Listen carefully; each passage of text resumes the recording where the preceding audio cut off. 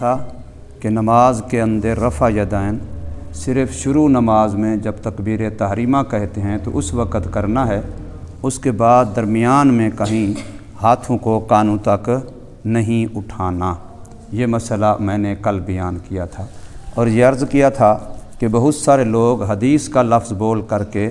نبی پاک صلی اللہ علیہ وسلم کی محبت کے انداز میں دھوکہ دیتے ہیں، تو ان کے دھوکے سے بچنا ہے، ان کے دھوکے میں نہیں آنا۔ ہمارے امام ابو حنیفہ رحمہ اللہ تعالی جو امام اعظم ہیں، تمام فقہاء میں سب سے بڑے امام ہیں، سب سے بڑے مجتہد ہیں اور استاذ المجتہدین ہیں، استاذ الفقہاء ہیں، تو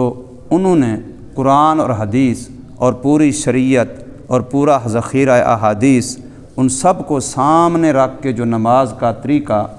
بیان فرمایا اور لکھا، جیسے ہم لوگ نماز پڑھتے ہیں، یہ بالکل حدیث کے بھی مطابق ہے، سنت کے بھی مطابق ہے، علم کے لحاظ سے بھی، عمل کے لحاظ سے بھی، لہٰذا ہمیں اسی پر مطمئن ہونا چاہیے۔ کوئی بندہ اگر ہمیں کہے کہ جی تمہاری نماز تو سنت کے مطابق نہیں ہے، یا تمہاری نماز تو حدیث کے مطابق نہیں ہے، یا تمہاری نماز تو صحابہ کی نماز کے مطابق نہیں ہے،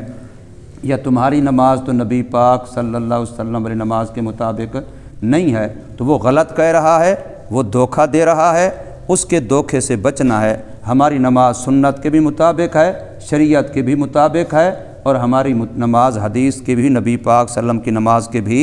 مطابق ہے۔ ہمیں اس بارے میں کسی قسم کے شک و شبہ میں پڑھنے کی کوئی ضرورت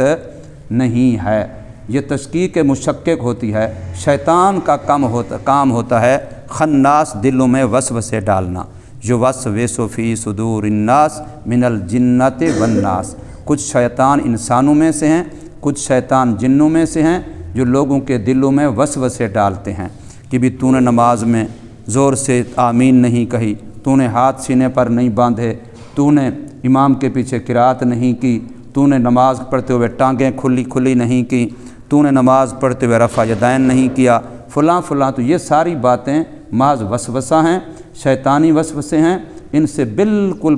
بے پرواہ ہو جائیں اور یقین رکھیں کہ ہم جو نماز پڑھتے ہیں یہ نماز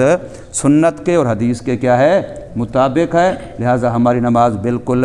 ٹھیک ہے۔ کوئی اس پر اعتراض کرے تو ان کے اعتراض کی طرف توجہ نہیں کرنی۔ اللہ تبارک و تعالی ہمیں اپنے اماموں پر پورا اعتماد نصیب فرمائے اور ان پر